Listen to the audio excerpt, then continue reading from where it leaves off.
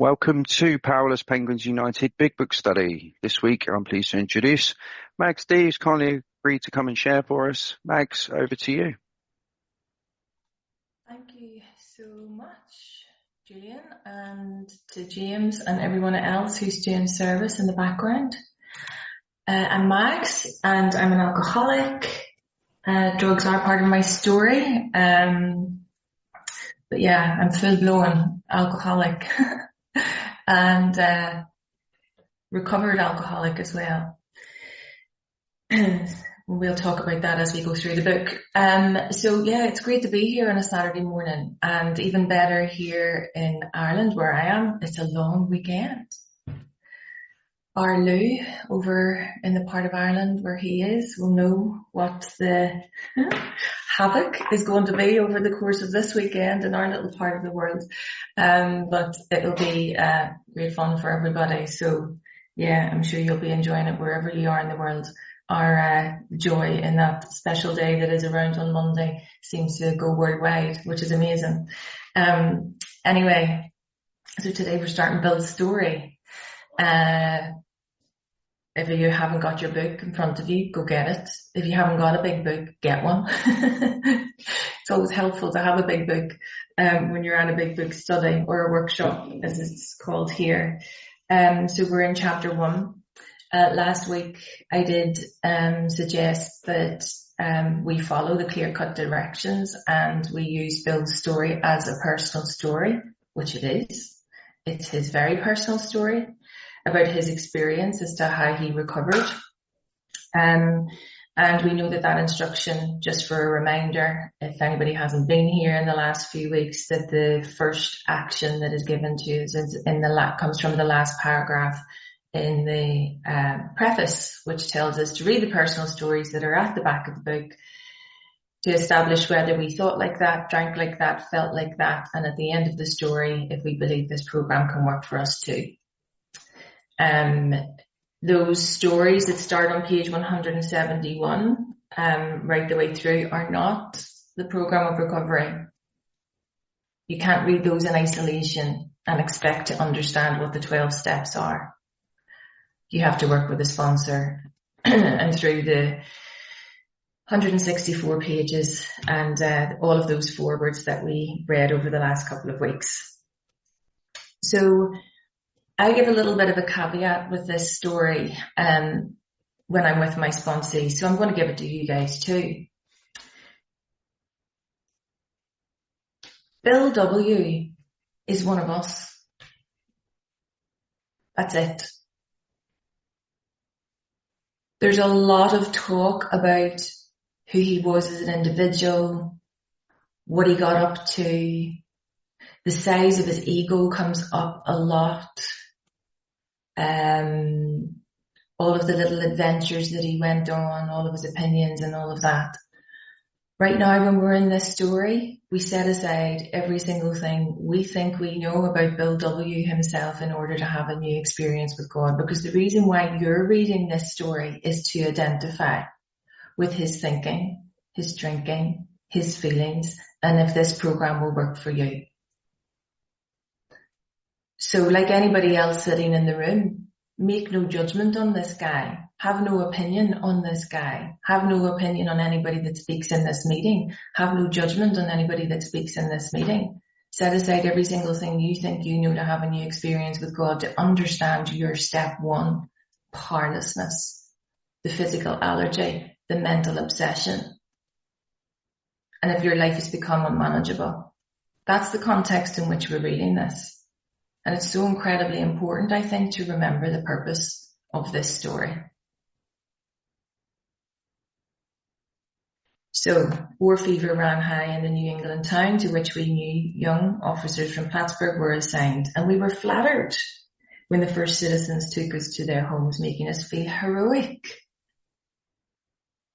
Here was love, applause, war, moments sublime, with intervals hilarious. And this is a great line. I was part of life at last. So was that you when you were out and about and you were in crowds of people and you were with people and you just thought, happy days, I was part of life at last? That's an important line. Probably Yeah, underline that because I'm going to come back to it in a second. So I was part of life at last, and in the midst of the excitement, I discovered liquor. Happy days. I'm part of life at last. I'm going to lift the substance that means so much to me because I'm in this beautiful era of people applauding me and thinking that I'm great. But this next line is important. I forgot the strong warnings and the prejudice of my people concerning drink. In time, we sailed over there.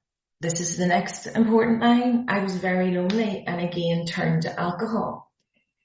I again turned to that substance. But this time I was lonely. What we're pointing out here is, you might think this is controversial, but it's not. There are no such things as triggers. When you're an addict, you'll use no matter what. What this little paragraph is pointing out is whether you're part of life at last or whether you are lonely, you're going to use anyway. Okay? Now that might not make too much sense right now, but if you are an addict, if you are an alcoholic, it doesn't matter what the circumstances, rain, hail, shine, joy, jubilation, a chronically bad day, no matter what, if you have the physical allergy and the mental obsession that we've talked about over the last couple of weeks, you're going to pick up anyway. Everything under the sun will impact you. So you got to set aside the delusion that there's only specific things that will make you use. It's everything. You're delusional if you think there's only specific things that make you do it. It's everything. So we landed in England. I visited Winchester Cathedral, much moved. I wandered outside. My attention was caught by a doggerel on an old tombstone. This is a lovely little quote from a young guy. He was only 24 when he passed, I think, somewhere in his 20s, a guy called Thomas Fletcher. He died in 1764. So we're going right back here, many, many, many years where people were affected by addiction. Here lies a Hampshire grenadier who caught his death drinking cold small beer. A soldier has never forgot whether he death by musket or by pot. Anonymous warning, which I failed to heed. As we're going through this, you're asking yourself this question, is this me? Is this me? Is this me? How many times have you forgotten the strong warnings of the prejudice with people in relation to addiction? How many times did you not see those ominous warnings? How many times did you choose not to see the signs that were there that you may have a problem? Are you sitting in this room now? Are you sitting listening to this recording, thinking that you still have control?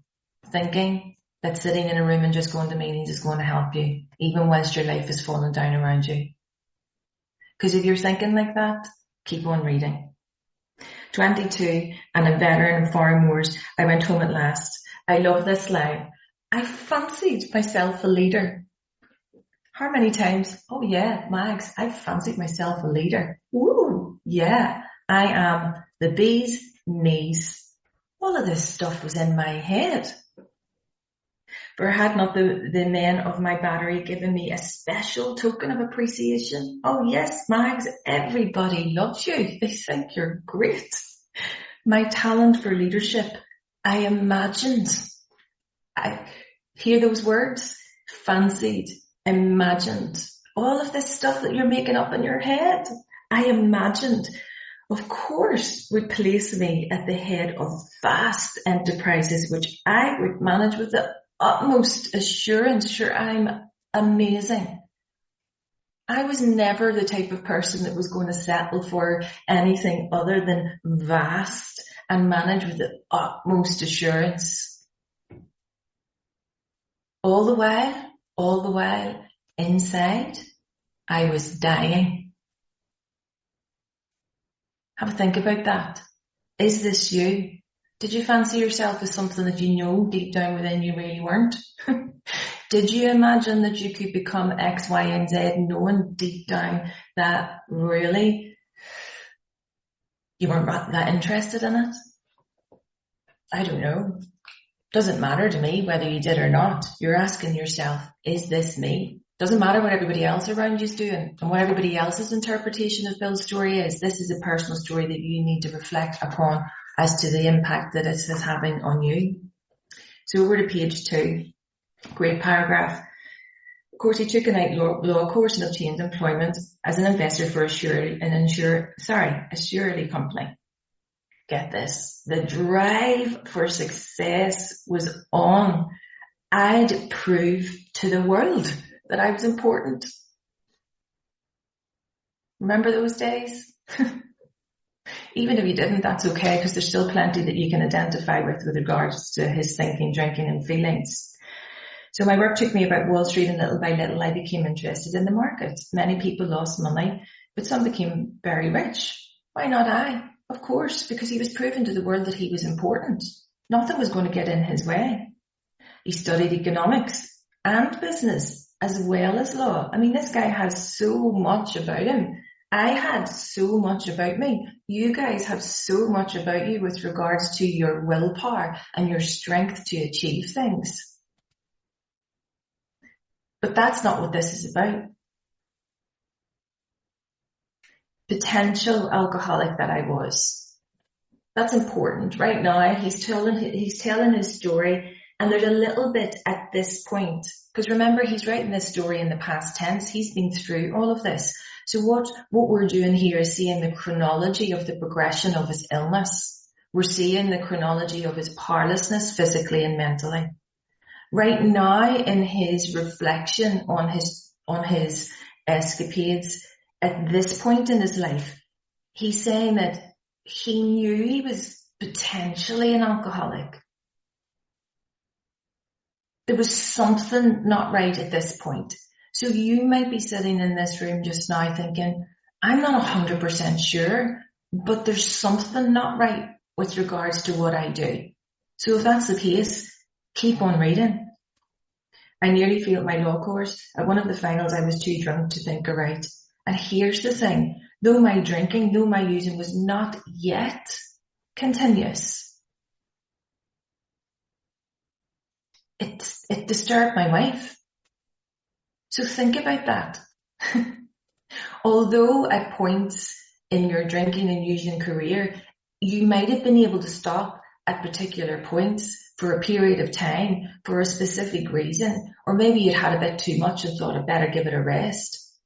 But all the way, it still have an impact on other people around you. So you're delighted with yourself that you're able to stop for a period of time, yet you're disturbing your wife, your family, your friends, because they're just waiting. They're just waiting because they know what's going to happen. They can already see that there's something not right.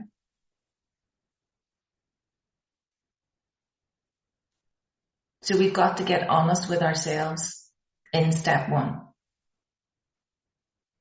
We had long talks when I would still her forebodings by telling her men of genius conceived their best projects when drunk. That the most majestic constructions of philosophic thought were so derived. How many times did we use our drinking and using to tell people that it was going to make things better, that it was going to help us? I always remember at work saying, oh, well, let's go for a glass of wine, or, you know, my concentration and my creative ideas are much better when I'm in that environment.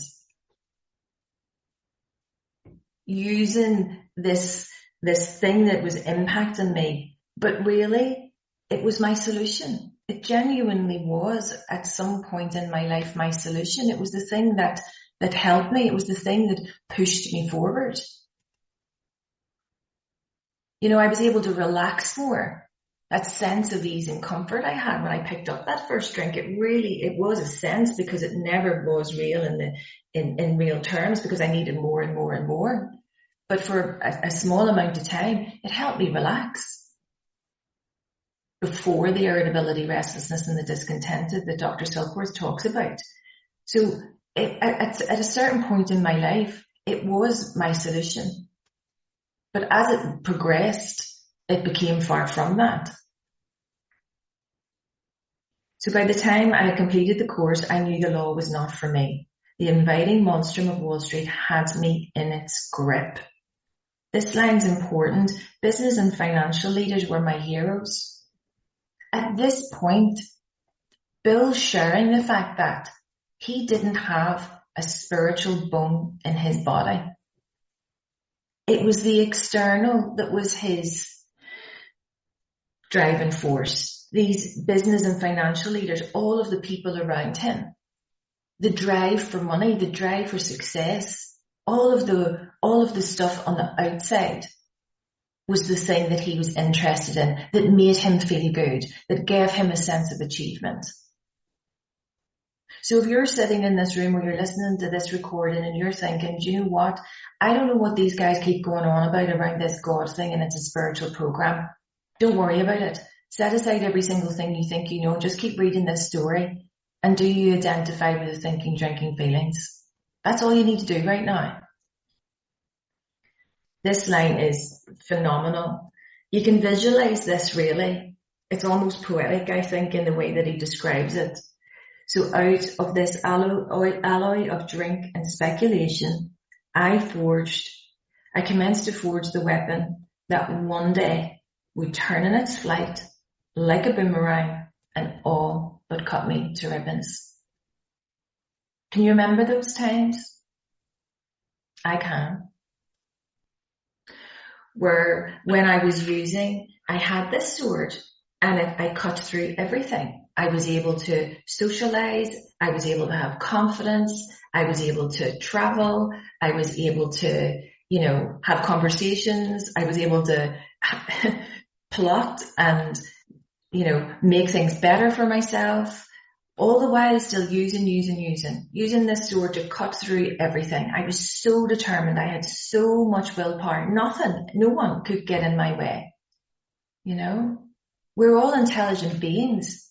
We use our brains to get us through. And at some point in my drinking career, in my using career, that weapon, the solution that I had really and truly worked for me. But then at a particular point, I lost control. Then at a particular point, that determination, the willpower and all of that turned on me. And that sword absolutely turned on me and cut me to ribbons. It took me down faster than I ever thought it could. I didn't realize the progression of our illness. But what happened? We kept on going, knowing that we're not probably the same as other people. We continue. Living modestly, my wife and I saved $1,000. It went into certain securities, then cheap and rather unpopular. Here we go again. I rightly imagined, all in his head, that they would someday have a great rise. I failed to persuade my broker friends to send me out looking over factories and managements, but my wife and I decided to go anyway. So determined, not listening to anybody that might be giving him some advice, impacting his family at the same time. But that doesn't matter. I'm going to go anyway. I had developed a theory. Here we go. Another idea. If I do this, if I get a bit of money, if I travel here, if I speak to that person, all of those little plotting and planning, the theories that most people lost money in stocks through ignorance of markets. I discovered many more reasons later on. So that view where we have these opinions and judgments of people, he's saying here that he thought people lost all of their money through lack of knowledge and that his knowledge was much more powerful and that he was more intelligent than all of those people. But of course, he discovered many more reasons later on why people were losing all of their stuff. How many times did we do that? Oh, well, they don't know what they're doing. I do. I'm going to crack on anyway. This willpower, this drive, this determination, and all the while we're impacting people all around us. So what do? They go off on a little geographical. We gave up our positions and off we roared on a motorcycle, the sidecar stuffed with tent, blankets, a change of clothes, and 3 huge volumes of a financial reference. Our friends thought a lunacy commission should be appointed. Perhaps they were right. I had some success at speculation, so we had a little money. But we once worked on a farm for a month to avoid drawing on our small capital. That was the last honest labour on my part for many a day. And he goes again, another geographical. Whilst we're travelling the country, how many times did we move from A to B to C to D and back to A again? Meanwhile, we're taking our head, we're taking our body, we're taking everything else with us, thinking that we were going to rectify the problem. Again, ask yourself, is this you? Have you done this? Because if you have, keep on reading. We covered the whole Eastern United States in a year. At the end of it, my reports to Wall Street procured me a position there and the use of a large expense account. They exercised an option, brought in more money, leaving us with a profit of several $1,000s for that year. Happy days, take a breath, everything is okay. We've got the money in. This move has done us a great job. Everything is going to be perfect. Life is normal. Everything is great. How many times did that happen to you? A period of time where everything was hunky-dory. And for the next few years, fortune threw money and applause my way. I love this line. I had arrived. How many times did you think, this is it? Boom. I have arrived. Everything's okay just now. My judgment and ideas were followed by the tune of paper millions. The great boom of the late 20s was seething and swelling. This is an important line. Drink was taking an important and exhilarating part in my life.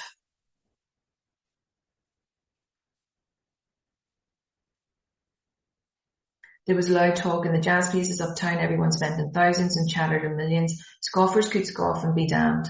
This is an important line. I made a host of fair weather friends.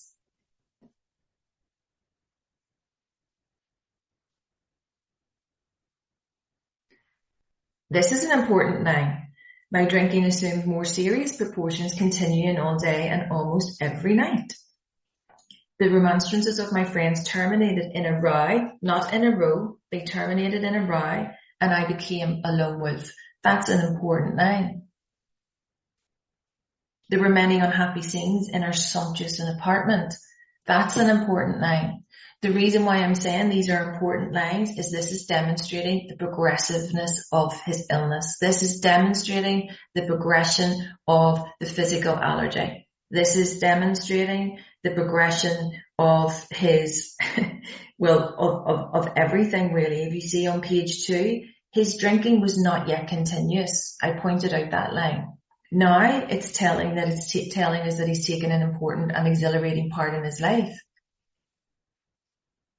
He's telling us that it's progressing even further. It's assuming serious proportions, continuing all day and every night. What you're seeing here is the progressiveness of the illness. He's becoming dependent on it. He's not just drinking here and there, using here and there. It's becoming a part of his life where he can't do without it. Like it says in the doctor's opinion, his life seems like the only normal one. It seems normal to him that he's drinking continuously all day and almost every night. I can 100% identify with this. What's your problem that I can drink all day and all night? What is your problem? Because that's it. Do you know what? I can drink anybody under the table, me. Yeah. And I was really, really happy with that. I was really proud of that. That seemed normal. It seemed normal. You know, wee Mags, have you seen her drink? Oh yeah, she could drink any of these lot under the table. I thought they were giving me a medal. You know, like it says on page 1.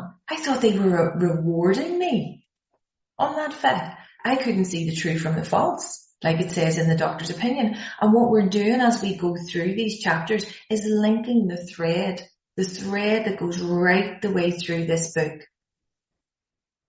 That's why you can't read this book in isolation by yourself, because these things that are the thread need to be connected together. We talk about connecting the dots. You've got to be able to connect the dots as to what the doctor is saying in the doctor's opinion, how it links into Bill's story, and this is where your sponsor will help you. So these first couple of pages is already showing a huge progression of his illness. The fact that the physical allergy is kicked in here. The important line around the fact of he had a host of rather friends. Do you remember those times in your life where you had a gang of people that you hung out with? And then something happened and you became the lone wolf. But you started to use by yourself. that you started to change your friends because it really didn't matter who you were hanging out with, because the reason why you were hanging out with them was because of your using. You just wanted to be around people that used like you, or where you could get more from. Yet you think you had a whole big group of friends, but really were they? Because I would suggest that many of us in this room, certainly I did, and I can identify with it, I became a lone wolf. No family around me, no friends around me, living the best life I could by myself, that lone wolf. And there are unhappy scenes in my sumptuous apartment. I don't have a sumptuous apartment, but everything on the external looks great. If you come into my house, it looks fine. You know, on the outside, it looks as if I'm managing my life. Everything is in order. I can still get up and go to work. I can still see my family and friends. I can still manage to organize things and keep things together. But all the while inside, I'm dying. And what I started to do then was to make sure that everything on the external continued to look okay, to take the bad look away from me and what actually was going on inside me. Have you tried to do that? You know, all of those things, your boss is coming to talk to you about something and you want to get away from them because you deep down within know that they know that you have a problem, but you're just going to keep on playing the game and letting on to yourself that none of this is impacting you. So there'd been no real infidelity for loyalty to my wife helped at times by extreme drunkenness kept me out of those scrapes. Notice the language as we move into this next part. Not only is the language coming up where it's getting a little bit more pacey, it's also a reflection of the pace at which his illness is progressing. So in 1929, I contracted golf fever. We went at once to the country, my wife to applaud while I started out to overtake Walter Hagen. Here's another progression. Liquor caught up with me much faster than I came up behind Walter. I began to be jittery in the morning. The physiology is definitely there. He needs to have that drink in the morning to settle his little quiver and jitteriness, to have that sense of ease and comfort. Golf permitted drinking every day and every night.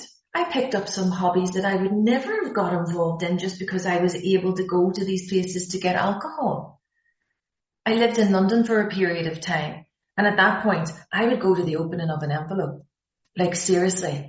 I would go to the opening of an envelope to get a free glass of whatever, or to get a whatever, you know, without it going into all of the detail.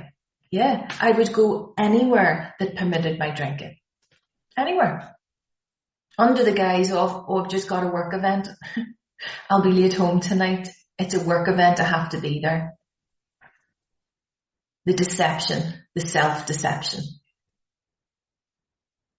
It was fun to come around the exclusive course, which had inspired such on me as a lad. I acquired the impeccable coat of tan. Of course he did.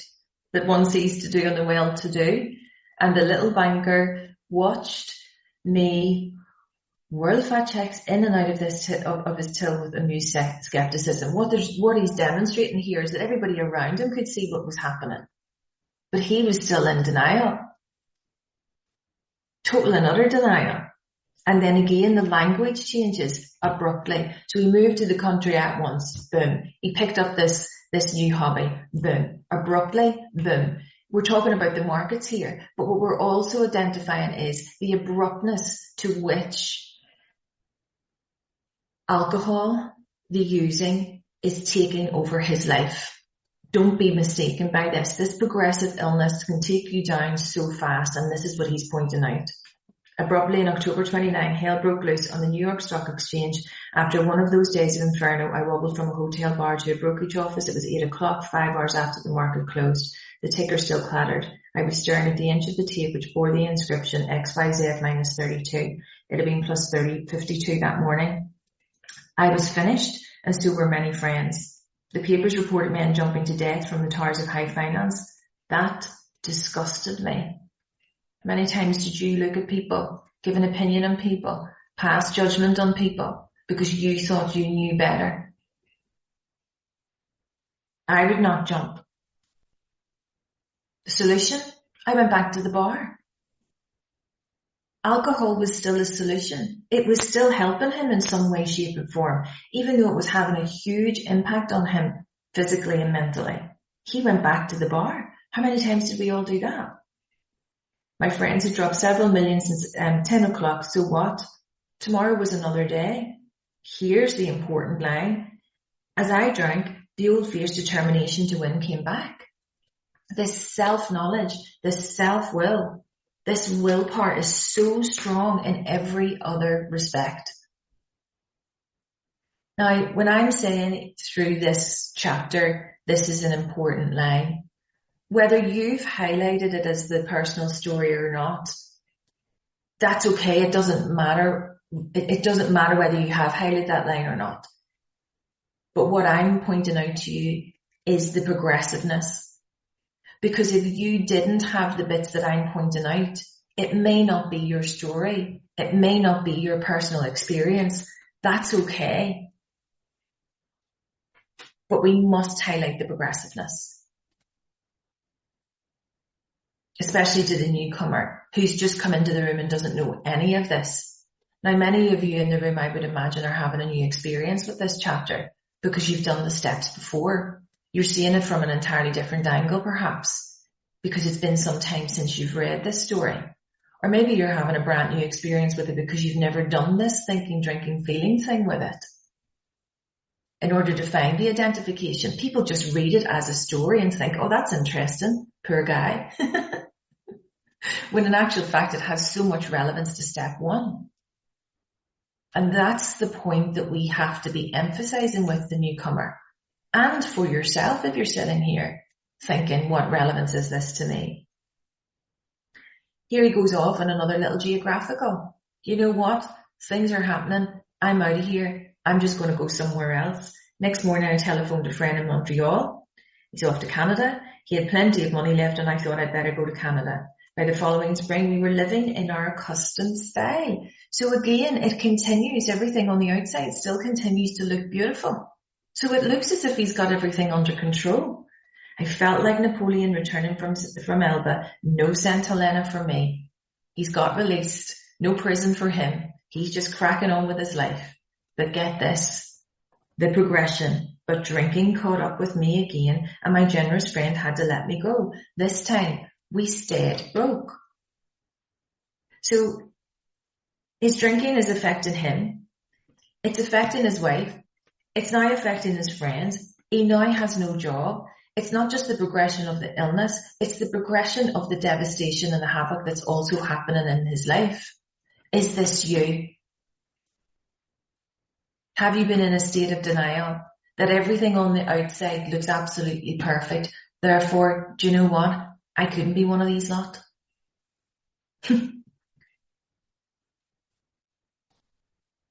Again, he's off. We went to live with my parents. I found a job, then lost it as the result of a brawl with a taxi driver. Mercifully, no one could guess that I was to have no real employment for 5 years or hardly draw a sober breath. That was definitely me.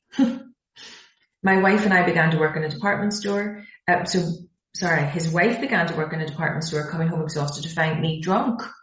I became an unwelcome hanger-on a brokerage place. So yeah, he's knocking himself out here. Great. His wife's going and doing all of the work, coming home and finding him drunk. Have we done that? I certainly did. Here's an important progression line. Liquor ceased to be a luxury. It became a necessity. Completely dependent. He had to drink to live.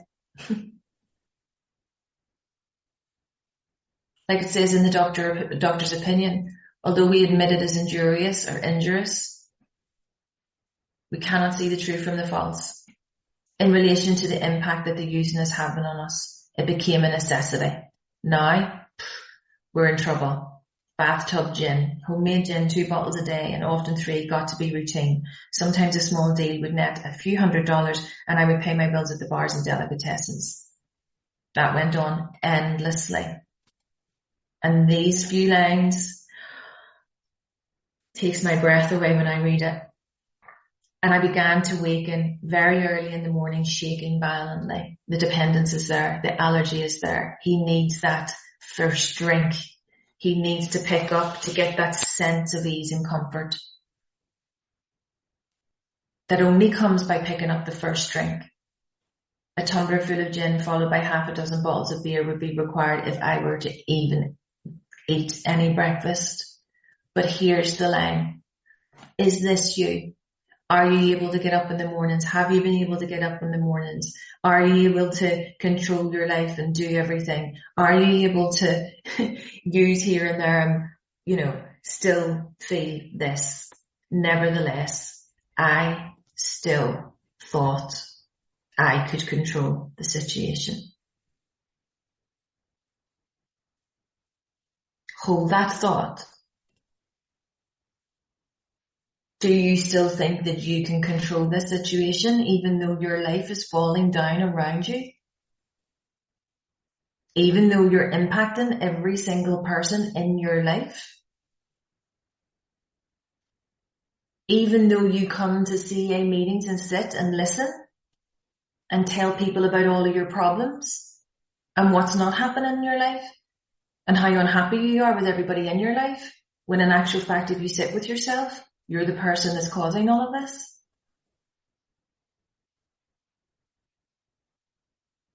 I had to sit with that truth. I had to sit with that reality. I had to ask myself, is this me? This is when things start to get real.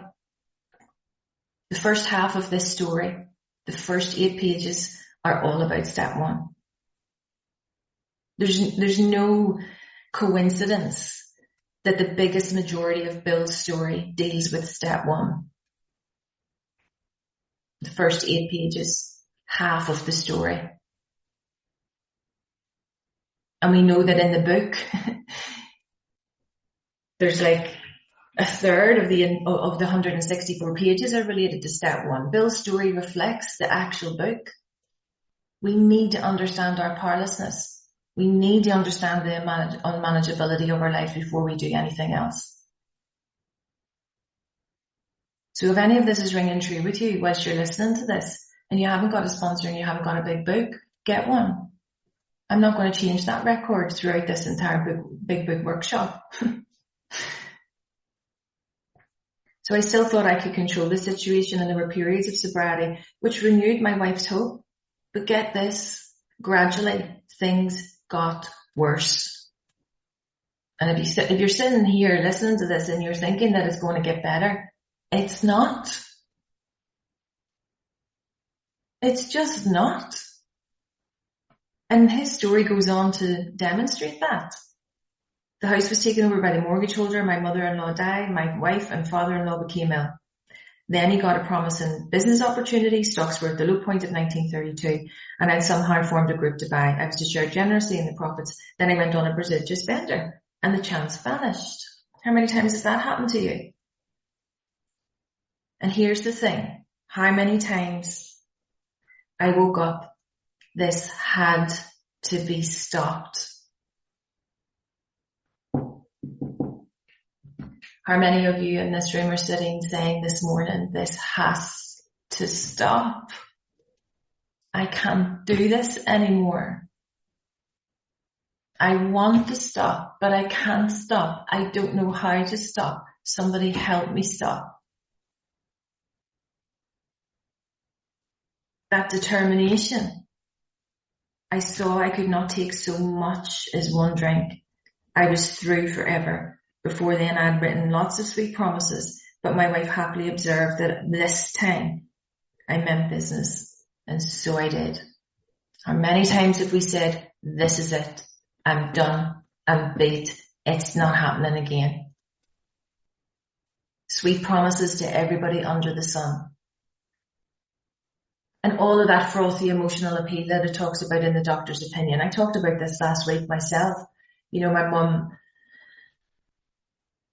do it for mum, she's been diagnosed with cancer. Do it for mum, she's going through chemotherapy. Do it for mum, she's just passed away. Frothy emotional appeal seldom suffices. the message that us lot need to have has to have depth and weight. And the depth and weight is, you will die, you will go insane, or you will be locked up. That's the depth and weight. And that's the depth and weight that it talks about in the doctor's opinion. I'm not making that up. This is not my opinion. This is not my judgment. I know it from bitter experience. I work with people relentlessly all the time doing this big book stuff. I see it happening. There's many people in this room that see this happening. But if you're sitting in this room, you're in the right place. Stay with us, get a sponsor and get a book. And all of this will make sense at some point. So he made that high resolve. But what happened? Shortly afterward, I came home drunk. There'd been no fight. Where had been my high resolve? High resolve means deciding on a firm course of action. So I've decided on a firm course of action that I am not going to pick up again. But he's saying here that it wasn't there. Where it had gone, I simply didn't know. It hadn't even come to mind. How often has this happened to you? Someone had pushed a drink my way and I'd take it. Was I crazy? Are you crazy? I began to wonder if such an appalling lack of perspective seemed near being just that. I don't know about you, but my experience became the fact that I thought I was going insane. I wanted to stop and I couldn't. I thought I am going crazy. I couldn't give an explanation that my willpower, like Bill's, was so fantastic in every respect of my life. Yet when it came to using, I had no control. It was so powerful, I didn't know what to do about it. But then, renewing my resolve, so again, another firm course of action, I tried again. How many times have we done this? We'll try again and again and again on our own willpower. I'll just keep coming to the meetings and sitting here and listening to everybody. I'll just keep going again. Some time passed and confidence began to be replaced by cocksuredness. I could laugh at the gym mums. Now I had what it takes.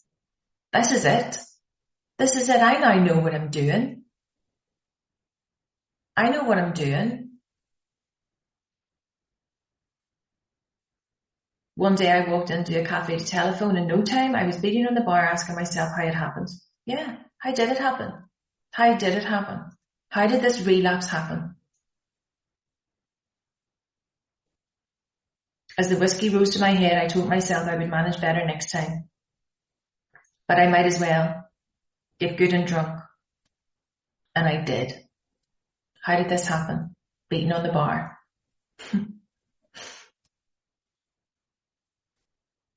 But you know what? It doesn't matter about the alcohol. It doesn't matter about the using and all of that.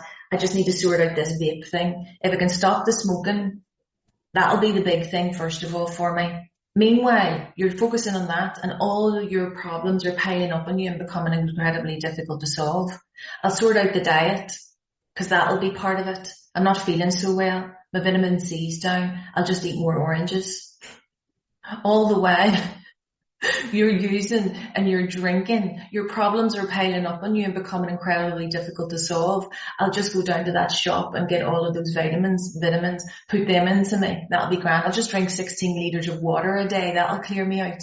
Give me a break. And I'm laughing at myself because that's all of the nonsense that I did. Do you know, I just sort out everything else but the actual thing that is causing me the problem. It's funny when you think about it. It's actually hilarious when you think about it. The lengths, go to any lengths not to deal with the problem. Go to any lengths to sort every other piece of nonsense out before actually getting to the crux of what is really happening in your life. So right now, if you're listening to this, set aside every single thing you think you know about all of the problems that you have in your life and probably just start thinking about the using and the drinking. Because if you solve that, let me tell you, the future's bright. 100%. I think I'm going to do this next paragraph. This is phenomenal. And if you close your eyes and listen to this and visualize this again, the way that Bill W. wrote was so powerful. It can bring things to mind. The words were so precise. I say laser precision. Think about this. Is this you?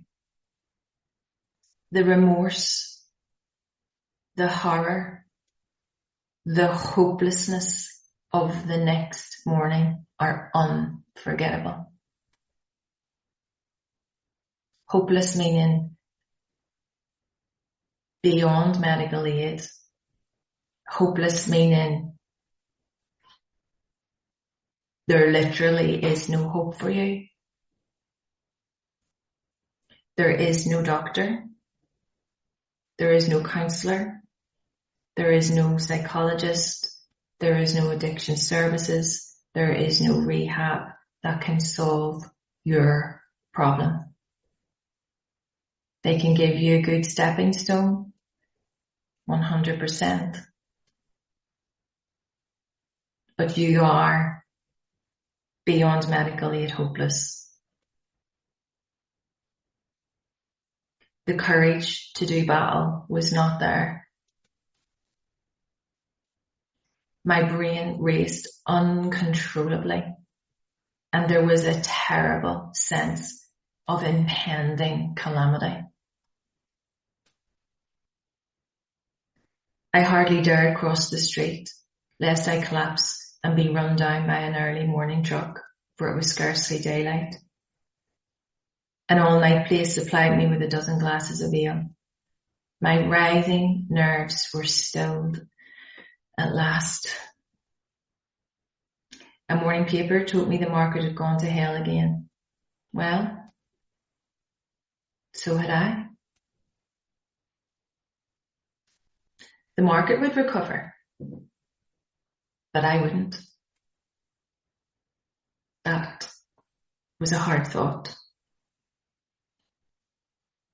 Should I kill myself?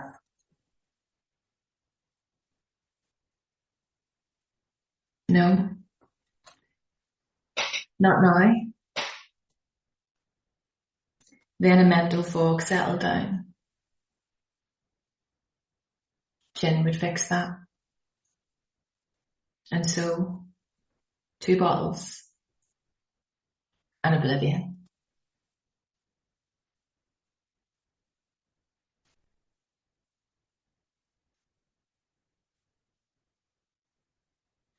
The mental fog that he talks about here is the mental obsession. We've renewed our high resolve. We know we've got this allergy. We've decided on this firm course of action. Yet something in our mind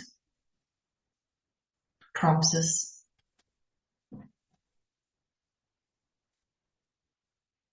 That it would be okay to use again.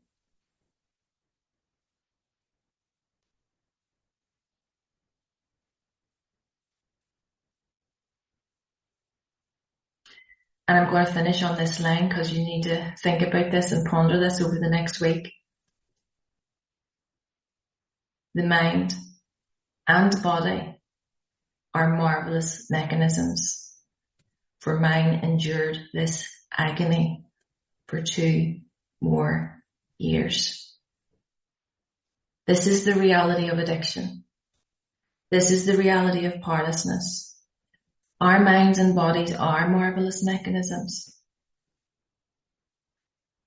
The word endure means to suffer patiently.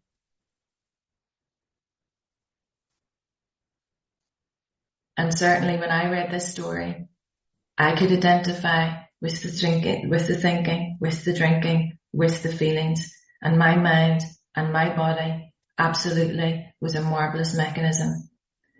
But they certainly suffered patiently for 2 more years. That is the reality of what addiction can do to you. That is the reality of what is going to happen to you if you do not find this solution, if you do not get a sponsor, if you do not work the steps. That is the reality that lies ahead. We have to understand our powerlessness. We have to understand how hopeless we are in step 1. That's the point of this story. So I'm going to leave it there. Some may think a very odd place to stop, but I think a very thought-provoking place to stop.